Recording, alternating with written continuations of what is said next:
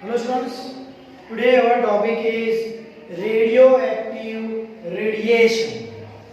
Okay, radioactivity. Radioactivity was discovered by Henry Becquerel. Okay, it was discovered by Henry Becquerel.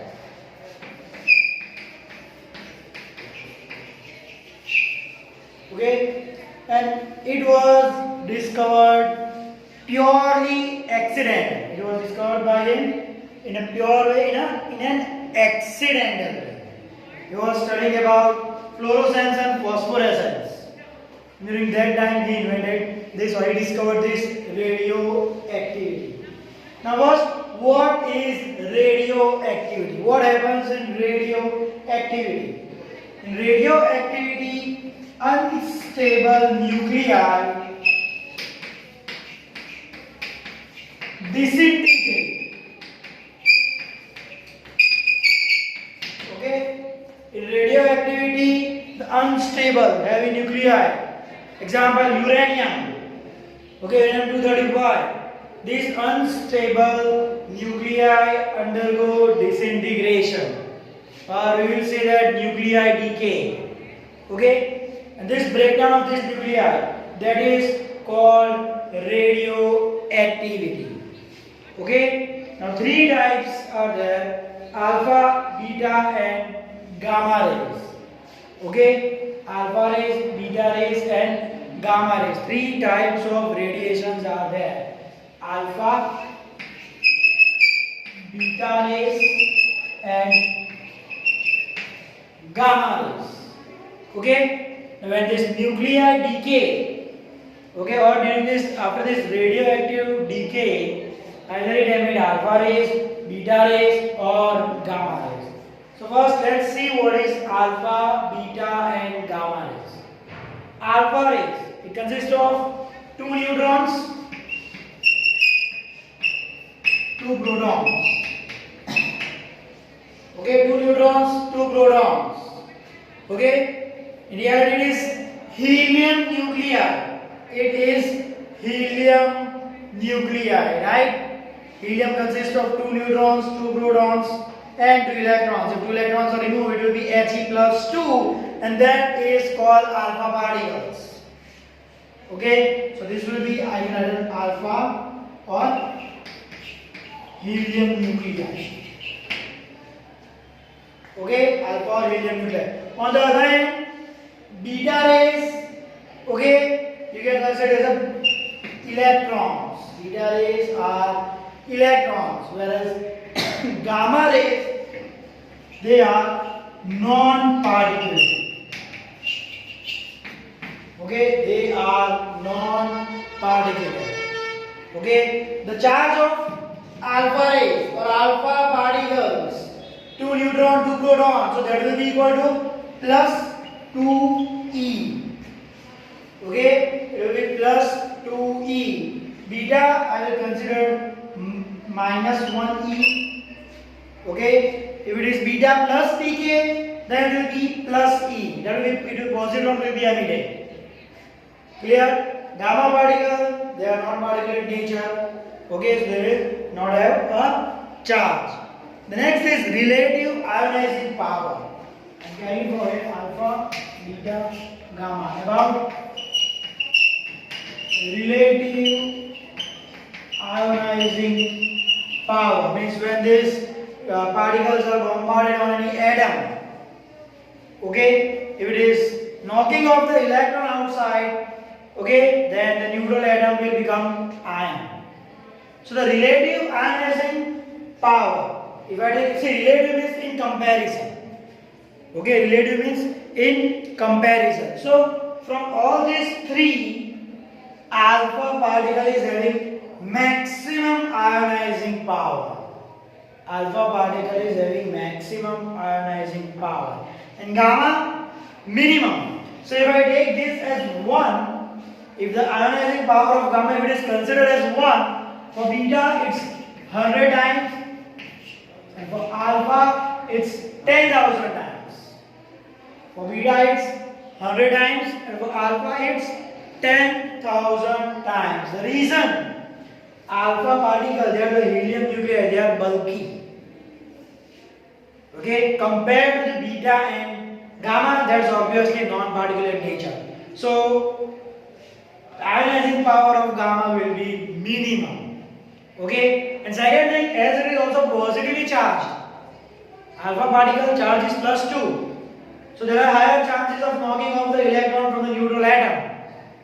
Right? So maximum ionizing power is for alpha. Here the value 10,101, that is just the relative value. It's not a specific value. Means if I am comparing, if I am considering the relative ionizing power of gamma as 1, then for beta it will be 100 times higher. For gamma it will be 10,000 times higher. Sorry, for alpha. Okay? And the next, penetration. Penetrating power. Now, in this case, alpha particle is too bulky compared to beta and gamma. So, it cannot penetrate deep as compared to gamma and beta. So, the penetration power for alpha is minimum because its size is maximum compared to beta.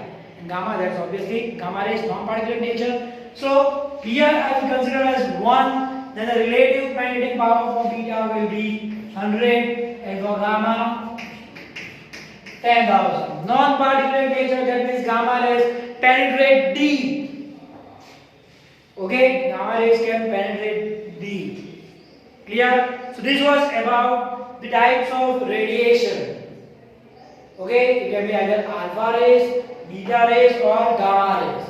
Alpha rays, helium nuclei, He+2, beta rays, electrons, gamma rays, non-particulate nature. Charge of alpha rays +2 for electron, beta, its electron, and gamma again it's non-particulate. Okay, relative ionizing power maximum from alpha rays, then beta rays, and then gamma rays. For, in comparison or in contrast, for gamma rays, for penetrating power, it is minimum for alpha particles, higher in beta and maximum in gamma rays. Clear? So note it down.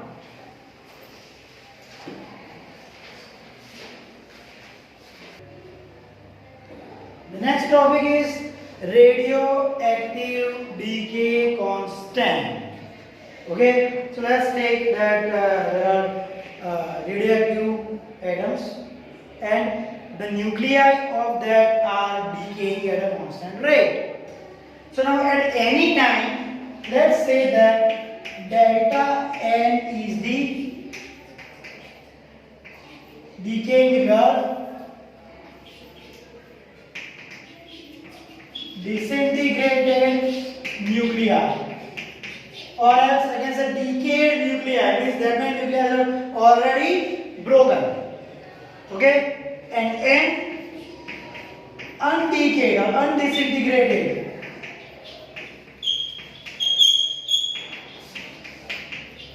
At any time delta t.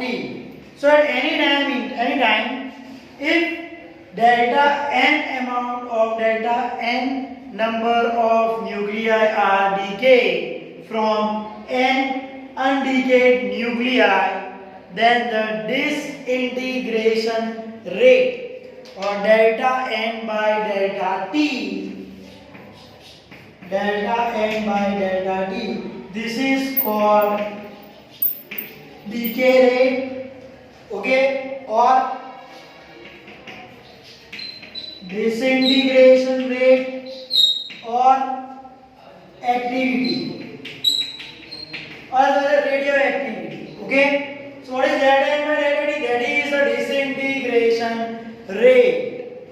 Clear? That is the disintegration rate. Okay, now at any time, you take at any time the rate that is dn by dt. I can also write down delta n by delta t, or when I take limit, I can write it down dn by dt. Means limit delta t tends to 0. Okay, means for a very small interval of time, it will be dn by dt. So now, see dn by dt, okay, at any time, it is seen that is directly proportional to the number of undecayed nuclei. Okay, so this is directly proportional to minus n. Why negative sign? Because as the disintegration takes place, the value of n reduces. The number of undecayed nuclei decreases. So I can write down that the rate of disintegration or decay rate or activity is directly proportional to the number of undecayed atoms. So dn by dt, that is proportional to minus n. When I remove the proportionality sign, I will put a constant minus lambda n, where lambda is the proportionality constant, which will consider it as decay constant, okay, or disintegration constant, where lambda is decay constant. Lambda is decay constant. Its unit is unit of lambda, okay, number upon time, that will be second inverse, s or 1 by second. Clear?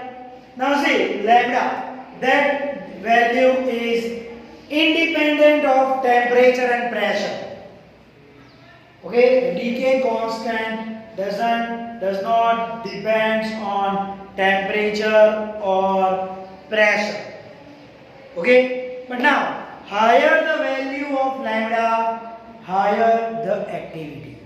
Means higher the value of lambda, higher the decay rate. Okay, so the life of that nuclei is lesser. Okay, because it is disintegrating at a very fast rate. Okay, so lower life, it's lower half life. Okay, and the reverse. Reverse means if the value of lambda is very less, that means the activity or disintegration rate is very less. Okay, and due to that, the nuclei or the it will have higher life, higher half life. Clear? What is half life? That we will study in the next video.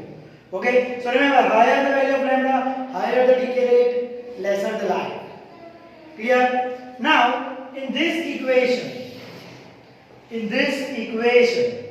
okay, if I take, let me write down here, delta n by delta t equal to lambda n minus lambda n.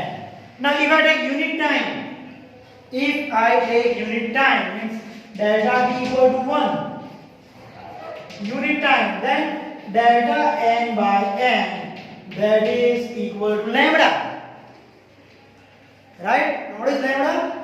Decay rate. Okay, lambda is decay rate. Okay, so the value lambda. Okay, the value lambda, it gives the probability of atom that will decay. Probability of nuclei that will decay, delta n by n. Clear? So this was about radioactive decay constant. Okay, so note it down.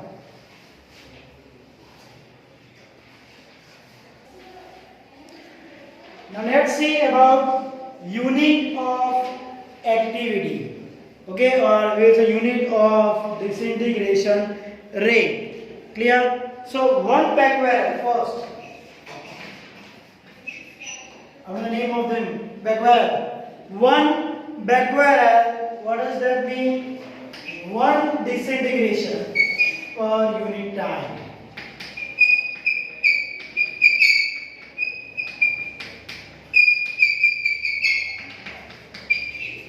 Okay, one becquerel means one nuclei disintegrate in 1 second. That is one becquerel. Okay, the higher unit is 1 curie. Okay, 1 curie. So that is 3.7 into 10 raised to 10 becquerel.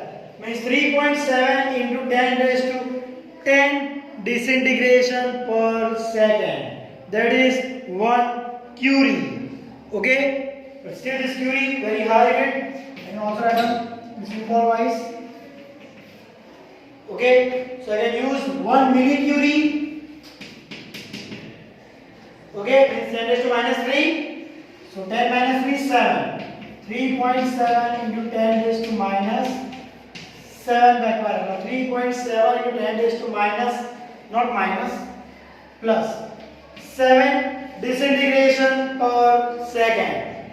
1 microcurie, that will be 3.7 minus 6, so 10 minus 6, 4 backward. Or 3.7 into 10 raised to 4 nuclei disintegrates in 1 second.